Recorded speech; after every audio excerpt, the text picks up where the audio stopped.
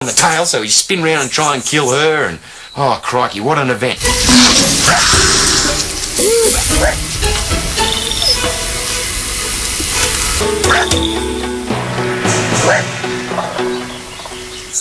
Secured.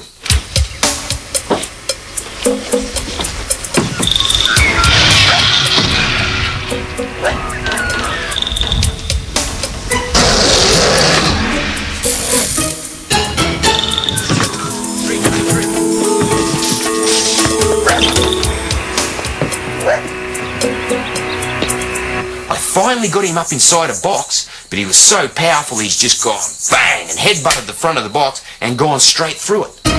So much for your box, Dad. It's gone straight through the flaming box and into the other. Steve and I have had some good times over the years. We've also had the normal off times. Most father and son do, I think.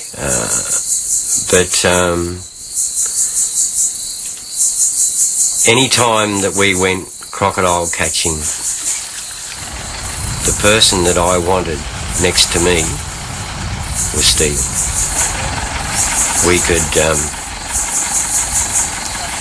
could catch a large crocodile and the two of us would know exactly what each other was going to do without talking about it. I'd certainly trust Stephen with my life.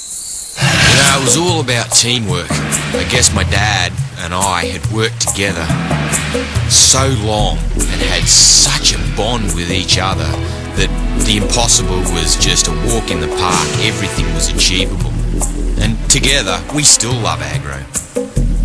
And to this day, Agro, he's really quite aggressive towards me. We spent a lot of time together with that capture, and he's never forgiven me.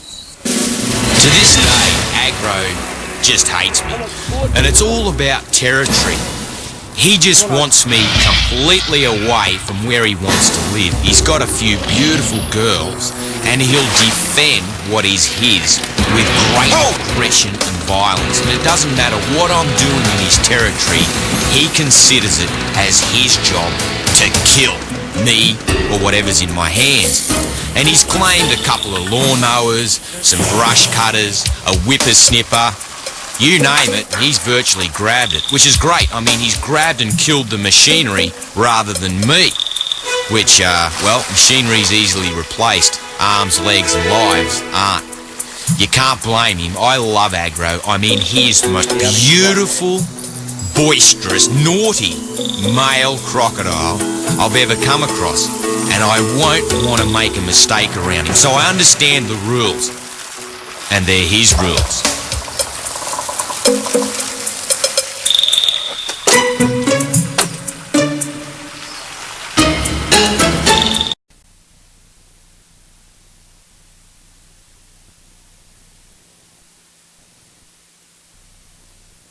G'day and welcome to Australia Zoo. Let's go. In the early 1990s, Mum and Dad made a decision that I'd come of age and they handed me the reins of Australia Zoo. All I want to do, all I ever will do, is make them proud. This place is one of the greatest wildlife facilities on the face of the earth, and it is an excellent demonstration of Bob and Lynn Irwin's passion and enthusiasm for wildlife. Good morning, Douglas. How are you this morning, big boy?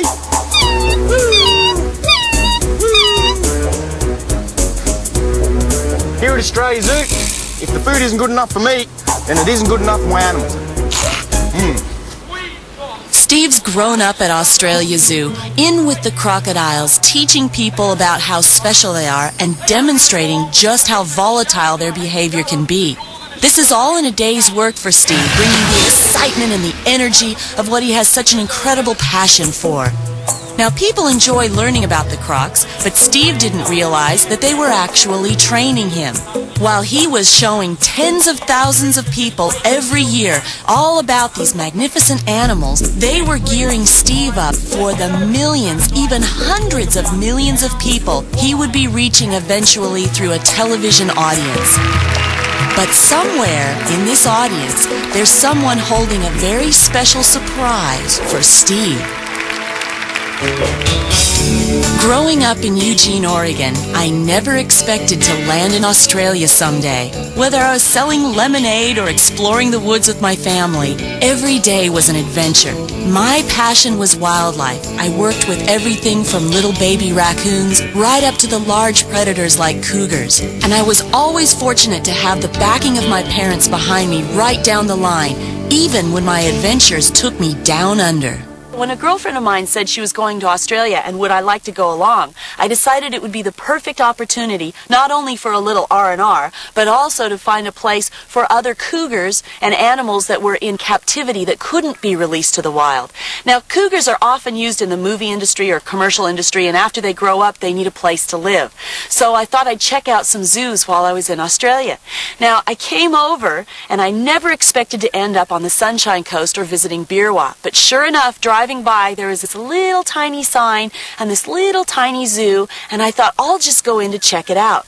I went through the gate, and Australia Zoo opened up into these beautiful gardens and happy animals, and then there was a crocodile demonstration going on with this guy. This man was in with a crocodile talking about animals the way you talk about what you had for lunch. And now I'm going to feed this huge crocodile. Isn't he a little beauty? The man was saying. And I thought, well, I never really thought of crocodiles as beautiful, but I'll have a look. And I stood and listened to him talk about crocodiles, that they were passionate lovers and beautiful mothers and what special animals they were. I thought, hang on, I've never heard anyone talk like that.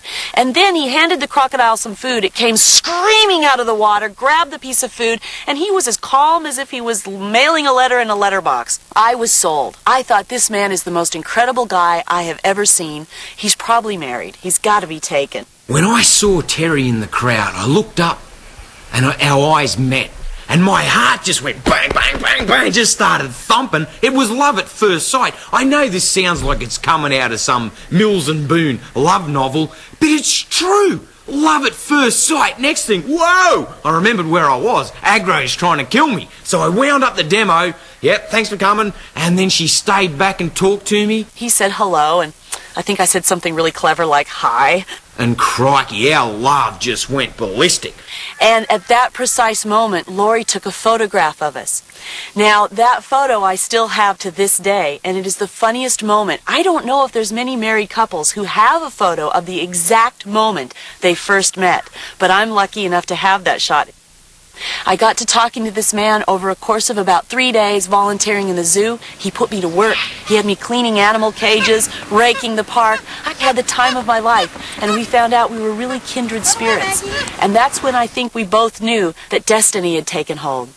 Getting married was the scariest moment of my entire life. I was dead set, sweating bullets. You know, I was sweating. My palms had beads of sweat, and they were dripping off my fingers. I was that scared, and I was shaking uncontrollably. I was just so nervous. I've never been more scared. I'd sooner take on a 16-foot crocodile striking at me than getting married, mate.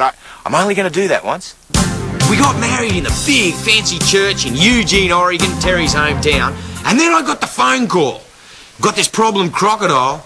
This bloke, this mate of mine, John Staten, he's our producer, our director, he's my best mate partner, you know, he's an all-round top bloke. Well, he's on the phone. Come on, Steve, come back, we gotta catch this crocodile, I'm gonna film it.